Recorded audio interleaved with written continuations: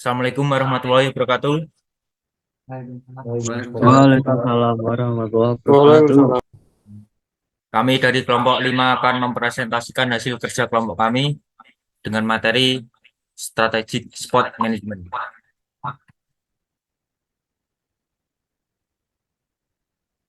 Pertama-tama, terima kasih buat teman-teman yang telah hadir pada Zoom kali ini dan dosen pengampu matkul manajemen olahraga Bapak Limpat Nur Rahmat yang saya hormati.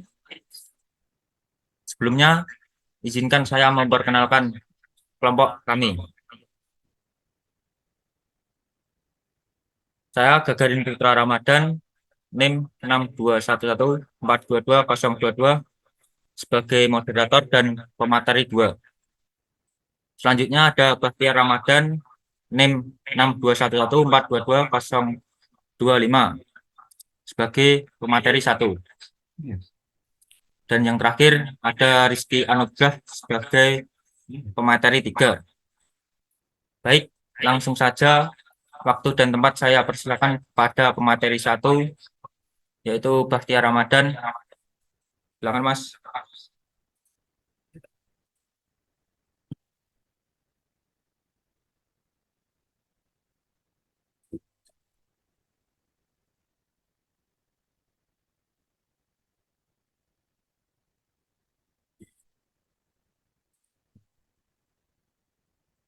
Ini apa ya?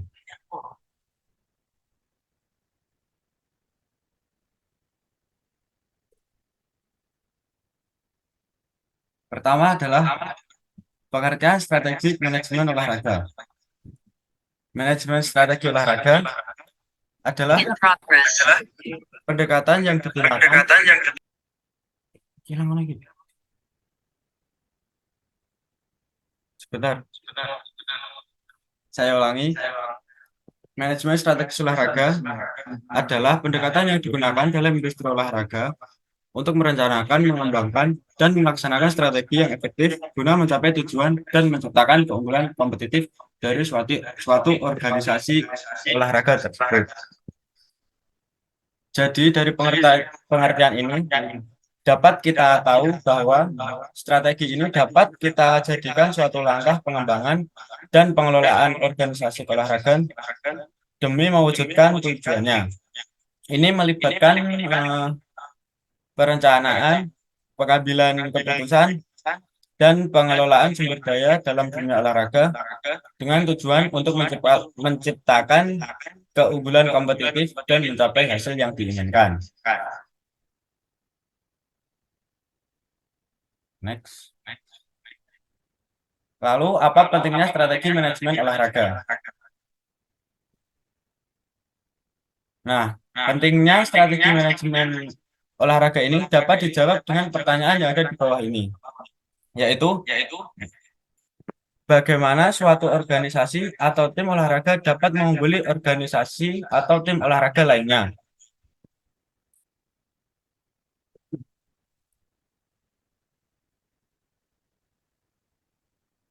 Ini terjadi dikarenakan untuk mencapai suatu tujuan, yaitu menjadi yang paling unggul, kita harus memiliki strategi. Tidak mungkin kita hanya diam, plongo-plongo saja, lalu tiba-tiba tim atau organisasi kita menjadi yang paling unggul atau terbaik dari organisasi olahraga lainnya. Ini sangat mustahil. Lanjutnya,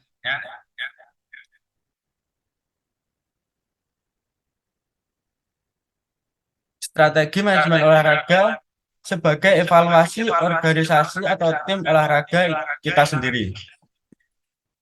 Dengan adanya strategi manajemen olahraga ini, kita dapat mempelajari dan mengevaluasi peristiwa maupun tindakan yang mempengaruhi suatu keberhasilan atau kegagalan dari organisasi atau tim olahraga kita sendiri. Selanjutnya,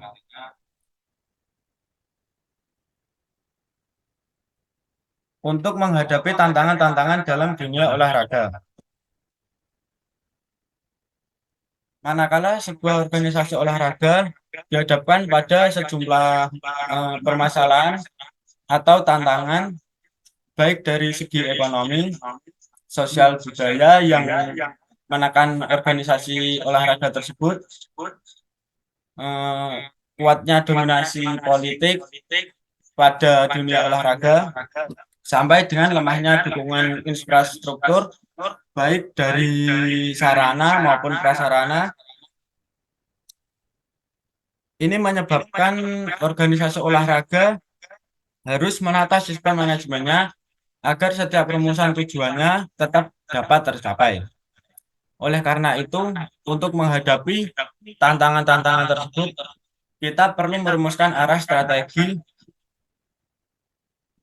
manajemen olahraga agar organisasi kita dapat tetap bertahan dan bisa berkembang menjadi organisasi atau tim olahraga yang unggul.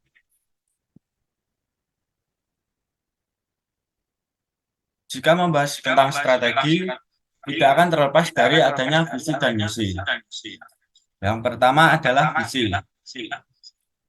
Menurut Lewis and Smith, pada tahun 1994, visi adalah suatu pernyataan tentang gambaran, keadaan, dan karakteristik yang ingin dicapai oleh suatu lembaga pada jauh di masa yang akan datang. Pernyataan ini harus selalu Pernyataan visi harus selalu berlaku pada semua kemungkinan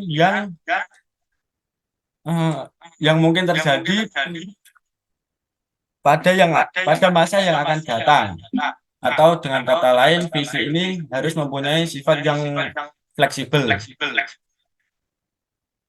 Ada beberapa persyaratan yang hendaknya dipenuhi oleh suatu organisasi atau tim dalam menyusun visi, yaitu yang pertama harus memiliki orientasi pada masa depan. Yang kedua, disusun berdasarkan nilai-nilai organisasi atau tim itu sendiri. Dan yang ketiga adalah tidak dibuat berdasarkan tren atau kondisi saat ini. Selanjutnya adalah misi. Misi adalah pertanyaan tentang apa yang harus dikerjakan oleh lembaga dalam usahanya mewujudkan visi. Dalam operasionalnya, orang berpedoman pada pernyataan misi yang merupakan hasil interpretasi dari visi tersebut. Misi merupakan sesuatu yang nyata untuk dituju serta dapat pula memberikan petunjuk atau garis besar cara untuk mencapai visi yang sudah kita buat. Seperti halnya visi, dalam membuat misi, kita juga harus memenuhi persyaratan, yaitu yang pertama, misi harus dinyatakan secara sederhana dan jelas. Kedua, membuat kebenaran dan sesuai untuk program jangka pendek hingga jangka panjang. Dan yang ketiga adalah berfokus kepada masa sekarang atau masa kini. Selanjutnya akan dijelaskan oleh pemateri kedua, yaitu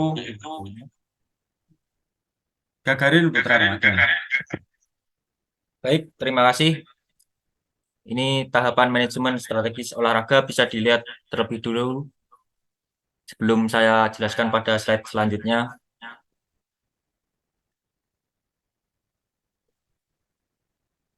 Baik, apakah sudah jelas? Sudah. Oke, lanjut. Yang pertama ada formulasi strategi. Formulasi strategi maksudnya pada formulasi strategi ini ada aspek-aspek seperti penilaian kondisi, analisa kapabilitas internal, dan kembangkan rencana. Yang kedua ada implementasi strategi, yaitu manajer memposisikan strategi senantiasa berada dalam alur arah pencapaian tujuan. Selain itu, mengembangkan struktur organisasi untuk dapat mengawasi proses bila perlu bentuk departemen atau bagian khusus. Selanjutnya ada analisis lingkungan, maksudnya menganalisa berbagai alasan keberhasilan atau kegagalan organisasi dan memprediksi dengan akurat di masa yang akan datang. Selanjutnya ada analisis kapabilitas internal organisasi, yaitu suatu penentuan kapabilitas internal organisasi secara teknikal dan sistem sumber daya manusianya. Maksudnya manajer menganalisis perpaduan antara kapabilitas organisasi saat ini dengan kondisi lingkungan. Karena itu manajer perlu menelaah kekuatan dan kelemahan manajerial organisasi, teknis, keuangan, dan kapabilitas sumber daya manusianya. Selanjutnya ada pemilihan bidang strategis. Maksudnya penentuan area strategis dengan memperhatikan ukuran organisasi, minat konsumen, produk yang menguntungkan, dan lingkungan yang mendukung. Selanjutnya ada pilih misi, tujuan strategis, dan strategi. Maksudnya di sini penentuan misi yang jelas dengan tujuan yang bisa dicapai, mencerminkan metode publikasi produk, pasar target, dan metode pendekatan dalam meraih tujuan. Selanjutnya ada pilih rencana, tujuan, dan strategi fungsi. Maksudnya memilih perumusan rencana yang mencerminkan tujuan fungsional, tingkatan strategis, spesifik, menggambarkan harapan, pengaturan waktu, dan layanan sebagai panduan. Selanjutnya ada pemilihan struktur. Nah, pemilihan struktur itu bisa dikatakan sebagai pembuatan struktur, proses, dan sistem organisasi yang bisa mengantarkan agar suatu tujuan suatu organisasi dapat tercapai. Selanjutnya ada pemilihan sistem kepemimpinan dan penghargaan. Pemilihan sistem kepemimpinan dan penghargaan sangat penting adanya karena perumusan sistem kepemimpinan akan menggugah semangat kerja anggota berpenampilan terbaiknya untuk mencapai tujuan strategis. Adapun hal yang harus diperhatikan pula yaitu unsur budaya organisasi yang terbentuk oleh nilai, mitos, keyakinan, simbol-simbol, dan tradisi yang terbentuk. Dan nomor yang 10, proses pengawasan dan evaluasi. Nah, maksudnya proses pengawasan yaitu manajemen tingkat atas merumuskan desain, tindakan pengawasan, dan evaluasi atas semua strategi yang dijalankan. Selanjutnya evaluasi maksudnya yaitu teknik evaluasi dirumuskan untuk memonitor kemajuan organisasi dan tujuan organisasi, sedangkan standar penampilan digunakan untuk mengukur tingkat keberhasilan organisasi. Yang terakhir ada masukan dan umpan balik. Yang terakhir ini maksudnya sebagai tindakan korektif, manajer perlu memperhatikan umpan balik dan masukan dari semua keberhasilan yang telah dicapai. Selain itu, manajer perlu juga memperdulikan tingkat kegagalan yang dialami untuk merumuskan kembali prospeknya di masa yang akan datang. Selanjutnya, prinsip-prinsip strategi manajemen olahraga. Yang pertama ada visi dan misi. Seperti yang dijelaskan di awal tadi, yaitu tetapkan visi dan misi yang jelas dan menginspirasi untuk organisasi, olahraga, atau tim. Visi harus menguraikan aspirasi jangka panjang, sementara misi itu mendefinisikan tujuan dan arah strategis. Yang kedua, ada pengalaman pengerjaan. Yang ketiga ada analisis SWOT, maksudnya lakukan analisis SWOT, strength, weakness, opportunities, and threats yang mendalam untuk memahami faktor-faktor internal dan eksternal yang dapat mempengaruhi organisasi olahraga. Keempat ada perencanaan strategis, maksudnya kembangkan rencana strategis komprehensif yang menguraikan strategi jangka panjang dan jangka pendek yang diperlukan untuk mencapai tujuan organisasi. Kelima ada metrik kinerja, berarti tetapkan indikator kinerja kunci atau KPI. untuk mengukur kemajuan terhadap tujuan strategis secara berkala, pantau, dan evaluasi kinerja berdasarkan metrik ini. Yang keenam ada manajemen risiko, maksudnya identifikasi potensi risiko dan tantangan serta kembangan rencana kontingensi atau rencana alternatif. Yang ketujuh ada alokasi sumber daya manusia, maksudnya alokasikan sumber daya secara efisien dan efektif untuk mendukung inisiatif strategis. Yang kedelapan ada komunikasi. Nah, artinya komunikasi itu memastikan saluran komunikasi yang efektif untuk memastikan bahwa semua anggota organisasi sejalan dengan tujuan strategis dan memahami peran mereka dalam mencapai tujuan. Selanjutnya ada isi strategi manajemen olahraga. Yang pertama ada menaungkan visi dan arah pengembangan organisasi keolahragaan. Selanjutnya meningkatkan pemahaman para stakeholder. Ketiga, memberikan panduan lebih lanjut dalam perencanaan strategis yang perlu dilakukan pada tingkat stakeholder. Keempat, menumbuhkan citra baik pemerintah dalam bidang olahraga. Yang kelima, ada mengembangkan prioritas kebijakan pemerintah dan bidang olahraga. Selanjutnya, saya serahkan kepada pemateri 3, Rizky Anugrah.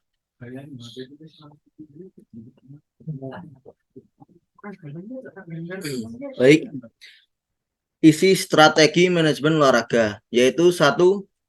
Menuangkan visi dan arah. Oh baik, maaf salah.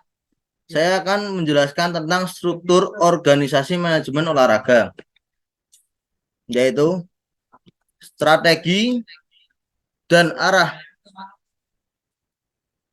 pengembangan organisasi keolahragaan ditingkatkan melalui upaya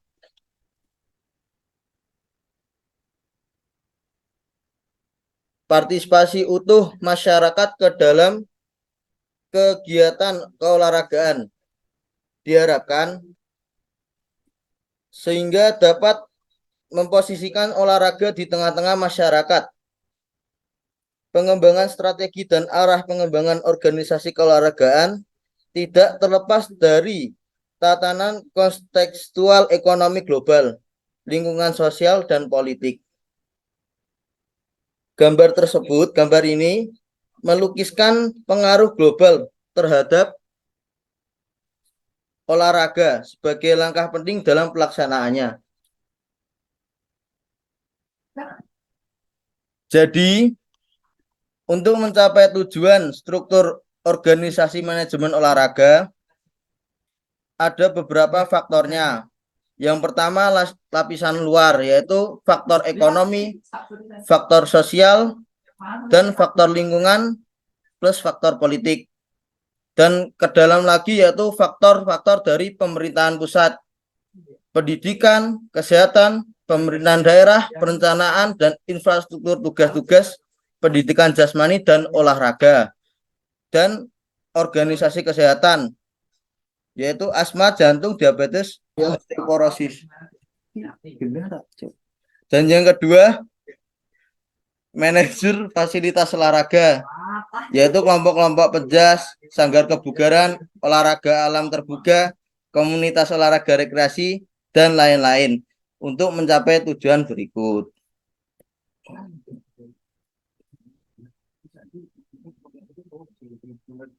Yaitu selanjutnya tantangan strategi manajemen olahraga.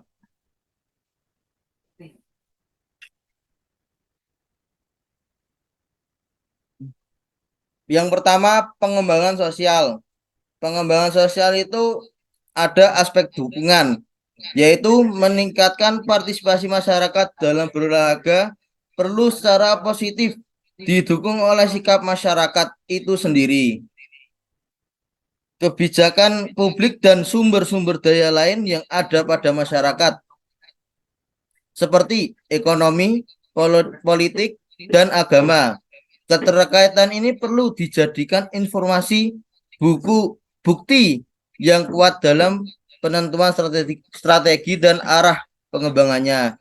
Yang kedua, pengembangan keorganisasian, tanggung jawab publik. Organisasi keolahragaan berkaitan dengan perencanaan risk management yang dibutuhkan pada semua tingkatan partisipasi masyarakat terhadap kegiatan olahraga. Implementasi pemulihan sangat penting untuk mengarahkan krisis tanggung jawab publik dalam kegiatan keolahragaan dan menyeimbangkan minat di antara pemberi layanan dan konsumen teknologi. Semakin efektif komunikasi dan layanan olahraga terhadap publik perlu didukung oleh kekinian teknologi olahraga agar mencapai kebutuhan manajemen informasi dan kerangka pengembangan. Dan yang kedua, partisipasi aktivitas jasmani. Untuk meningkatkan tingkat aktivitas kelompok masyarakat, misal orang dewasa, anak-anak, remaja putri yang saat ini memiliki tingkat partisipasi rendah, olahraga perlu pengembangan program-program inovasi yang akurat yang mudah dilakukan oleh masyarakat. Selanjutnya, pengembangan sumber daya manusia. Relawan. Prinsip yang dibutuhkan manajemen sumber daya manusia perlu diaplikasikan dalam pembentukan dan pengembangan relawan-relawan dan pengurus serta pembinaan yang berkualifikasi dan kompetisi di bidang keolahragaan. Kompetensi. Infrastruktur, kesinambungan.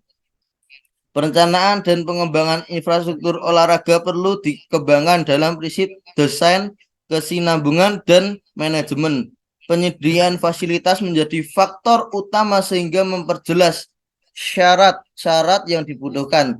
Perencanaan pendidikan jasmani dan olahraga harus dikoordinasikan dengan perencanaan infrastruktur lainnya yang dibutuhkan masyarakat.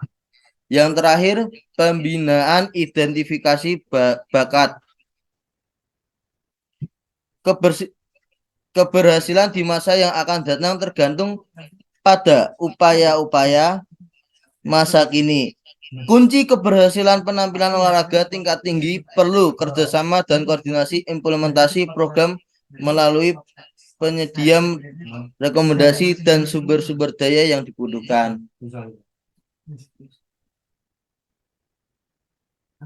Selanjutnya, isu dan strategi akan disampaikan oleh Mas Rama. Waktu dan tempat dipersilahkan.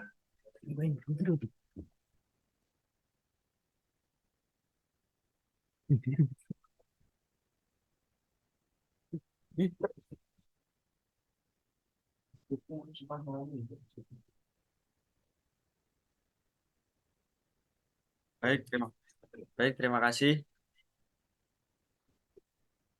Isu dan strategi. Di sini kami mengambil isu sport for all. Sport for all adalah suatu gerakan internasional Olympic Committee atau IOC bahwa olahraga adalah suatu hak asasi bagi semua dengan tanpa melihat seseorang dari jenis perlombaan, kelas sosial, dan jenis kelamin. Hal ini untuk promosi kesehatan, kebugaran, dan kesejahteraan melalui aktivitas olahraga yang mana dapat disesuaikan untuk semua orang dari berbagai umur, jenis kelamin, dan kondisi sosial maupun ekonomi. Dari isu Sport for All ini, kami merekomendasikan berbagai strategi. Yang pertama adalah dengan memfasilitasi keikutsertaan masyarakat dalam olahraga untuk semua dan program rekreasi sesuai dengan daya tarik mereka. Selain strategi ini, kita juga dapat membuat aktivitas olahraga yang dapat diakses oleh tiap-tiap gender, baik pria maupun wanita, untuk aspirasi dan kemampuan seseorang sepanjang jangkauan keseluruhan yang terorganisir pada olahraga tersebut.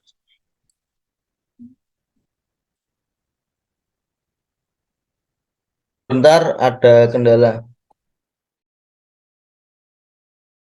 Ya, baik. Baik, saya lanjutkan. Mungkin dari isu dan strategi hanya itu, dan akan saya kembalikan ke moderator.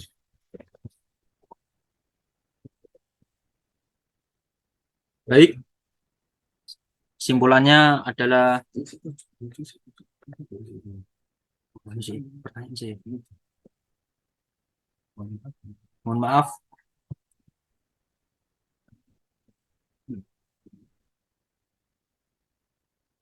Kami mengambil referensi dari sini, bisa dilihat. Selanjutnya saya membuka 3 pertanyaan. Silakan sebutkan nama dan NIM.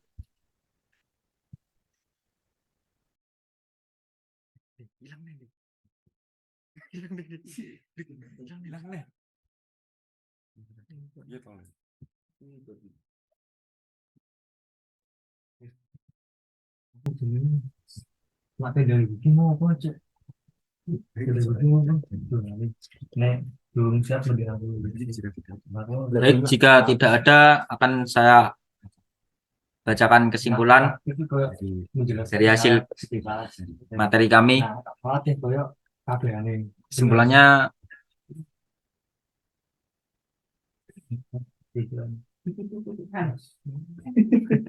bahwa strategi ini adalah suatu pendekatan terencana yang digunakan dalam dunia olahraga untuk mencapai tujuan dan mengelola semua aspek yang terkait. Strategi manajemen olahraga mencakup perumusan visi dan misi, pengalokasian tujuan yang sesuai, analisis SWOT, pengembangan keunggulan kompetitif, perencanaan strategis, pengukuran kinerja, manajemen risiko, serta keterlibatan pemangku kepentingan. Fokusnya adalah mencapai keberhasilan jangka panjang, pertumbuhan berkelanjutan, dan menjaga integritas dan etika dalam olahraga. Adapun kemampuan untuk beradaptasi dengan perubahan lingkungan dan memiliki rencana kontingensi juga merupakan komponen penting dalam strategi manajemen olahraga. Dengan menerapkan prinsip-prinsip ini, organisasi dan individu di dunia olahraga dapat meningkatkan kesempatan untuk mencapai tujuan yang mereka inginkan. Oke, melanjutkan yang tadi untuk menutup presentasi dari kelompok kami. Apabila ada salah kata, mohon dimaafkan. Terima kasih. Saya serahkan pada Mas Fajri. Agil. Waktu dan tempat saya persilakan, Mas Agil.